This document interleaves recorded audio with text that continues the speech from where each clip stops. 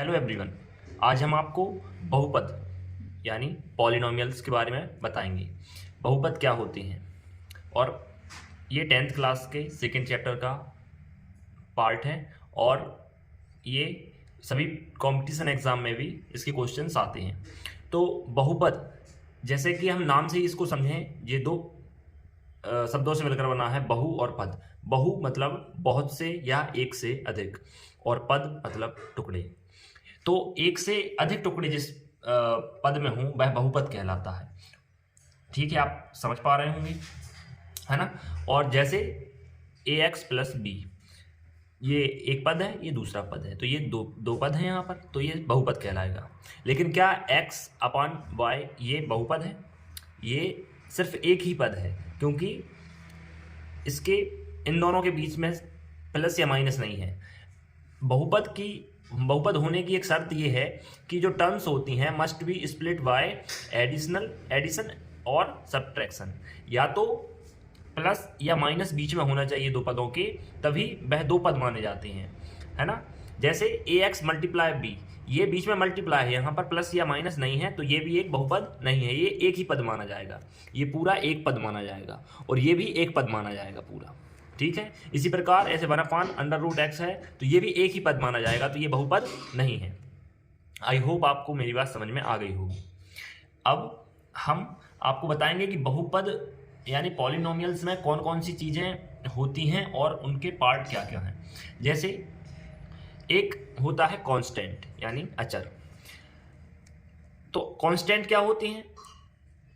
देखिए, कुछ एक होता है चर और एक होता है अचर, यानी वेरिएबल्स और कांस्टेंट। तो कांस्टेंट ऐसी संख्याएं होती हैं जिनके मान नियत रहते हैं, मतलब सदैव समान होते हैं, जो कभी नहीं बदलते। जैसे 2, 5, 11, 16, 220 या पाई। इनके मान सदैव एक से होते हैं, इनके मान कभी बदलते नहीं हैं, तो इसलिए इनको कांस्टेंट यानी अचर कहते हैं। हैव डेफिनेट और फिक्स्ड वैल्यू, इनका मान सदैव समान होता है, ये डेफिनेट होते हैं और इनकी वैल्यू हमेशा फिक्स होती है, इनको हम कांस्टेंट यानी अचर कहते हैं। अब हम आपको वेरिएबल्स के बारे में बताएंगे। वेरिएबल यानी चर, ये क्या होते हैं? ये नॉट डिफाइंड, डेफिनेट या फिर इनका मान बदलता रहता है। जैसे वेरिएबल्स क्या होते हैं? जो इनका मान नियत नहीं होता, ये चेंज होता रहता है, उनको वेरिएबल्स कहते हैं या चर कहते हैं। जैसे x, y, a, b, c, d, e, f, कोई भी जो मान होता है, इनके मान अलग अलग होते जाते हैं। हम कैसे होते जाते हैं हम आपको बताएंगे। तो ये दो चीज़ें आप समझ गए कि कांस्टेंट और वेरिएबल्स क्या क्या होते हैं। अब जैसे हम एक उदाहरण लें, ये एग्जांपल है 3x² + 4x + 5, ये एक बहुपद है। ठीक है, तो इस तरीके के होते हैं बहुपद, या इस तरीके से जो हमने अभी आपको बताया था। इसकी दो शर्तें और होती हैं कि इनकी डिग्री जो है वो पॉजिटिव होती है। इनकी जो डिग्री मतलब घातांक होती हैं, जो इन पर घात लगी होती है, वह माइनस की नहीं होती, वह प्लस की होती है। समझ गए आप? और इनका लिखने का तरीका एक स्टैंडर्ड फॉर्म होता है कि इनको या तो असेंडिंग ऑर्डर में या डिसेंडिंग ऑर्डर में ही लिखा जाता है, इनकी घातांकों के रूप में। जैसे ये x की पावर 2 है, फिर x की पावर 1 है, और यहाँ पर x नहीं है ना, x की पावर 0 हो जाएगी ना। तो कांस्टेंट और वेरिएबल्स के बाद अब हम ax² + bx + c is a polynomial where, यह एक बहुपद है। यह एक बहुपद है जहां पर a, b, c are real numbers, जहां पर a, b और c आर रियल नंबर्स, यह वास्तविक संख्याएं होंगी।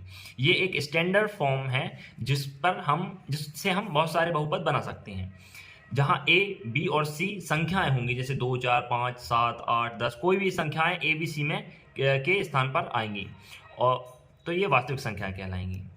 All the exponents of x are non negative integers. तो x के जो सभी घातांक होंगे, मतलब x पर जो घातें लगी होंगी, अभी मैंने आपको थोड़ी देर पहले ही बताया था कि x पर जो पावर लगी होती हैं वह नॉन नेगेटिव होती हैं या पॉजिटिव होती हैं, यानी धनात्मक पूर्णांक होती हैं वह। तो x के सभी घातांक इन्हें कहते हैं, जो जैसे x पर जो पावर लगी होगी उसको हम घातांक कहते हैं। तो ये जो घातांक होते हैं वह धनात्मक पूर्णांक होते हैं। अब इसके बाद हम आपको पॉलिनोमियल्स के टाइप्स के बारे में बताएंगे। तो इनके टाइप्स दो प्रकार से डिफाइन किए गए हैं। एक तो इनके पदों के आधार पर बहुपद कितने प्रकार के होते हैं, जो यहाँ पर लिखे हुए हैं, और एक होता है घातांकों के आधार पर बहुपद कितने प्रकार के होते हैं। तो अभी हम पढ़ रहे हैं type of polynomials on the basis of terms, यानी पदों के आधार पर बहुपद के प्रकार, कि पदों के आधार पर बहुपद कितने प्रकार के होते हैं। तो अब जैसे मोनोमियल यानी एक पदी, मोनोमियल क्या कहलाते हैं, जिसमें सिर्फ एक पद हो, जैसे 5x या फिर ये एक पद है, इन दोनों के बीच में मल्टीप्लाई का साइन रहेगा जो एक ही पद माना जाएगा, जैसे 5x² या फिर जेड में जैसे -7 जेड का स्क्वायर, या 7 अकेला लिखा है, या 4 कोई भी एक संख्या लिखी है, ये एक पदी या मोनोमियल्स कहलाएंगे। यह बहुपद नहीं कहलाते। अभी हमने थोड़ी देर पहले आपको बताया था यहाँ पर कि ये जो एक पदी होते हैं इनको मोनोमियल्स कहेंगे, ये बहुपद में नहीं आते हैं। अब देखिए यहाँ पर दूसरे प्रकार है बाइनोमियल्स यानी द्विपद। द्विपद क्या होते हैं, इनको सबसे पहले अगर हमें बहुपद लिखना है तो बहुपद लिखने का एक साइन होता है, जैसे p कोष्ठक में x, इस तरीके से हम बहुपद लिखने से पहले इसको लिखते हैं। इसका मतलब होता है कि यह एक बहुपद है। तो ये जिसमें दो पद हो, जैसे एक और दो पद, दो पद क्यों बीच में माइनस या प्लस होना चाहिए, तो वो दो अलग अलग पद माने जाएंगे। तो इसमें बीच में माइनस है तो ये एक पद ये है, एक पद ये है, दो पद हो गए। इसी प्रकार z की पावर 21 + 7, इसी प्रकार इस तरीके से दो दो पद है, एक पद और दो पद, इनके बीच में प्लस या फिर माइनस होना चाहिए, ये द्विपद कहलाएंगे। ठीक है। अब तीसरे नंबर पर है ट्राइनोमियल। ट्राइनोमियल मतलब त्रिपद। अब आप नाम से समझ गए होंगे, जिनमें तीन पद हो, 1 2 और 3, और तीनों के बीच में प्लस या माइनस का साइन हो, तो वह त्रिपद यानी ट्राइनोमियल्स कहलाएंगे, जैसे 1 2 3। अब हम पॉलिनोमियल्स को उनकी डिग्री या एक्सपोनेंट के आधार पर डिवाइड करेंगे। Type of polynomials on the basis of degree और एक्सपोनेंट्स।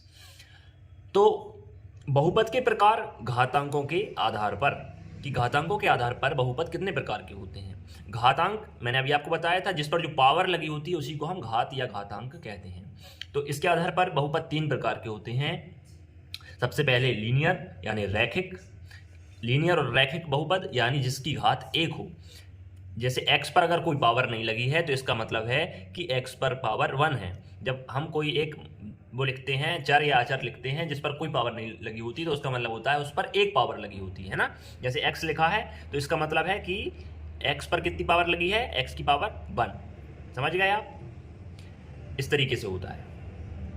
अब जैसे 4x + 7 जिस पर x की, और सबसे पहले क्या होता है कि x पर सब मतलब एक बहुपद में सबसे बड़ी जो घात होती है वह बहुपद की घात कहलाती है। ठीक है।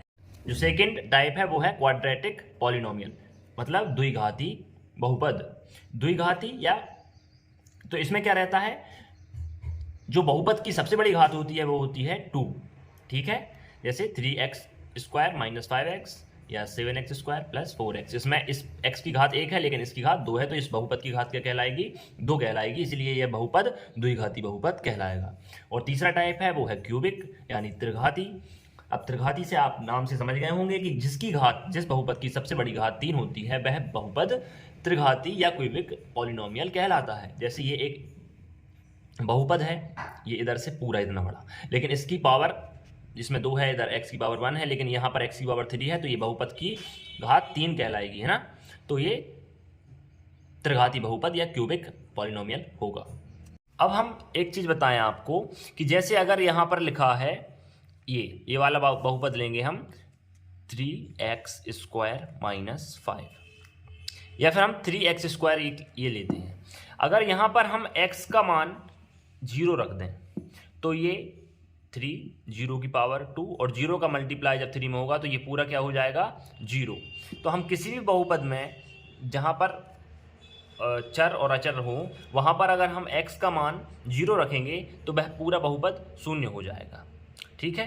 तो इसको हम जीरो पॉलिनोमियल कहते हैं। तो इसकी पावर क्या मानी जाएगी, जैसे अगर 2 है या 3 है या 4 है, कुछ भी पावर हो सकती थी यहाँ पर, और अगर यहाँ पर हम 0 कर देंगे x की जगह पर तो वह 0 ही हो जाएगा, कितनी भी पावर लगी हो।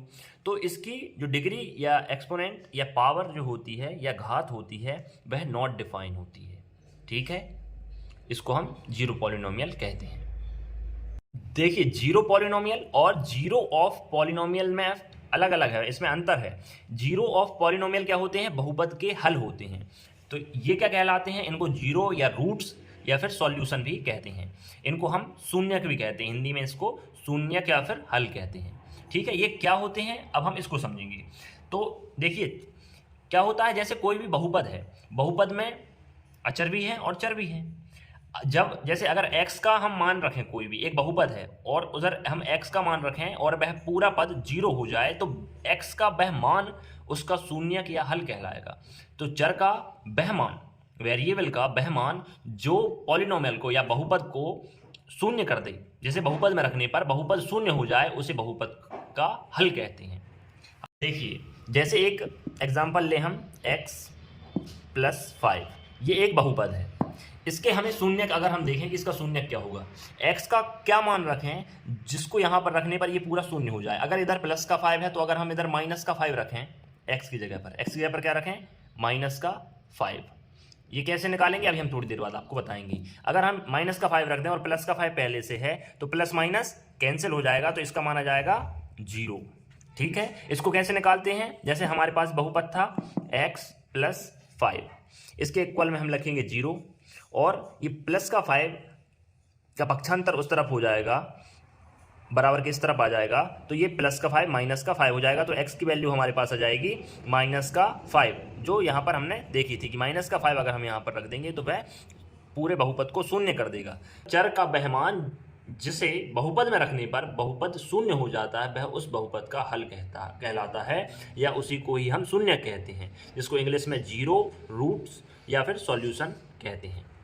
ठीक है, अब देखिए कुछ बातें समझने की हैं। जैसे लीनियर पॉलिनोमियल है अपने पास, या रैखिक बहुपद है जिसकी घात 1 होती है। लीनियर की घात कितनी होती है, 1 होती है, हमने अभी पढ़ा है ऊपर। देखिए यहाँ पर कि रैखिक बहुपद की घात कितनी होगी, 1।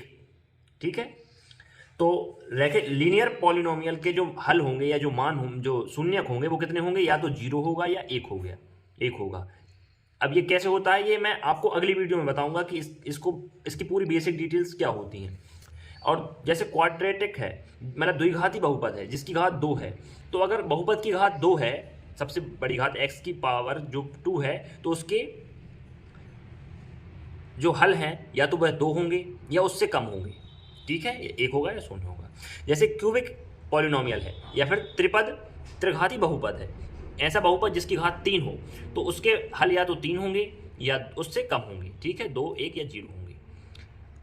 तो ये बहुपद के हल कहलाते हैं। इसको हम बहुपद के हलों को निकालना, ज्ञात करना, और ये 1 और 0 क्यों होते हैं, ये मैं आपको अगली वीडियो में बताऊंगा। इन टॉपिक्स के नोट्स आप अपनी कॉपी में बनाकर उनको रेगुलर प्रैक्टिस करते रहिए और इनके अच्छे से अच्छे नोट्स बनाइए आप अपनी कॉपी में। वीडियो पसंद आई हो तो इसे लाइक करें, चैनल को सब्सक्राइब करें और अपने दोस्तों, रिश्तेदारों, पड़ोसियों, मोहल्ले वालों से भी सब्सक्राइब करवाएं और वीडियो को लाइक करें और बस खाते रहें, पीते रहें और एंजॉय करते रहें। धन्यवाद।